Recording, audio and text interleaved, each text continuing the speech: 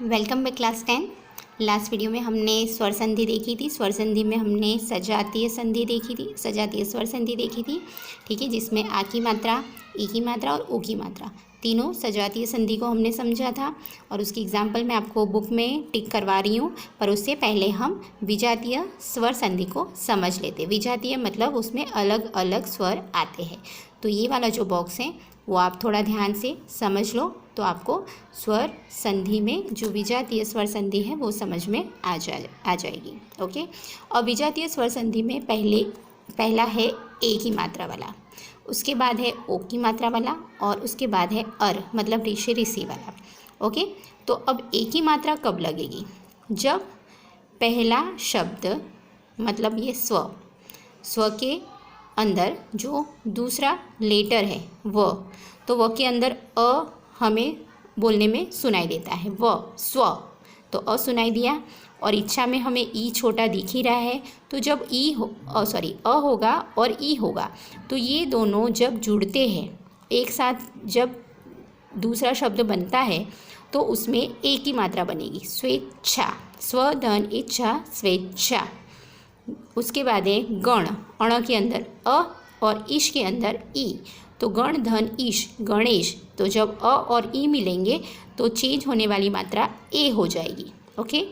आ धन ई, तो यहाँ यथा धन इष्ट, तो ये हो जाएगा यथेष्ट। आ धन बड़ी, तो ए महाधन ईश, महा के अंदर आ की मात्रा, ईश के अंदर बड़ी की मात्रा। तो ये जब दोनों लेटर जुड़ेंगे तो यहाँ पे जॉइंट होने वाली संधि के दूसरे लेटर पे, दूसरे अक्षर पे ए की मात्रा जाएगी। ओके। महेश, आए समझ में? तो यहाँ पे अधन ई होगा या आधन ई छोटी होगी या बड़ी ई होगी। तो इन चारों के अंदर जॉइंट करते टाइम नया शब्द जब बनता है, दोनों प्लस वाले शब्द को जॉइंट करके हम जब नया शब्द बनाते हैं तो उसमें एक ही मात्रा आएगी, स्वेच्छा गणेश यथेष्ट महेश। ओके। अब आता है ओ की मात्रा वाला। जब अ होगा और उसके साथ विजातीय स्वर उ होगा तो ओ बनेगा। तो वन के अंदर, न के अंदर अ बोला जाएगा, और उत्सव में ऊ दिख रहा है हमें, तो इसका हो जाएगा ओ की मात्रा वनोत्सव। ओके। न के अंदर ओ की मात्रा आ गई।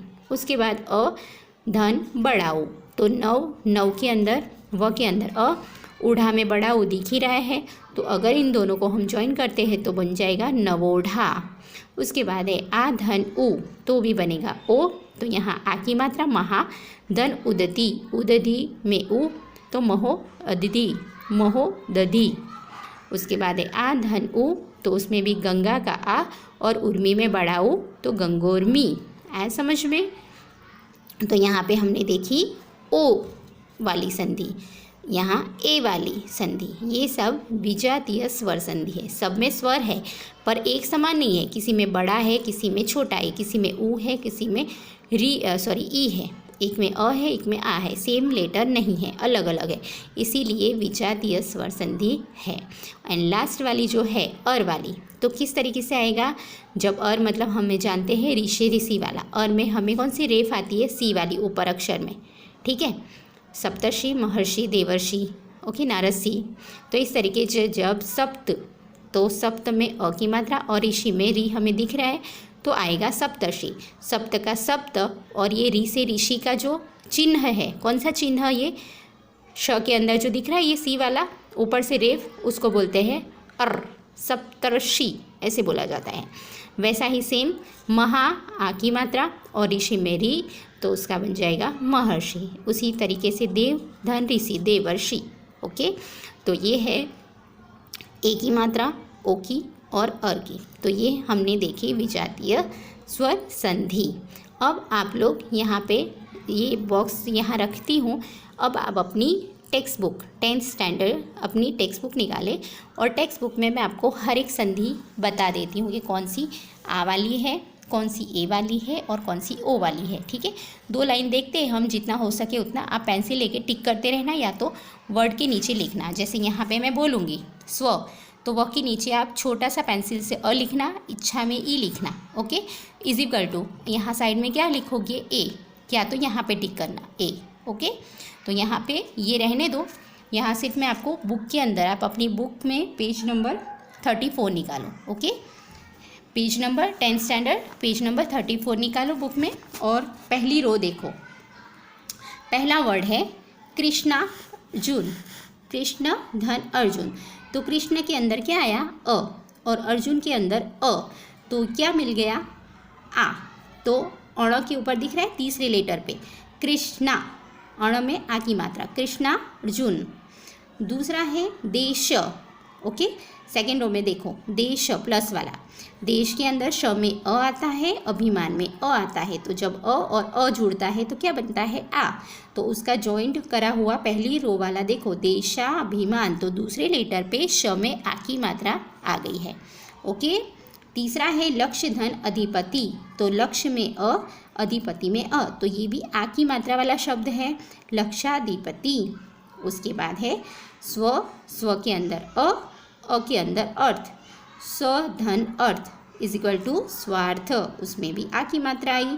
उसके बाद गज धन आनंद, तो ज के अंदर अ, आनंद के अंदर आ, तो अ होगा प्लस आ होगा, तो ज्वाइन करते टाइम क्या आएगा? आ, तो गजानन।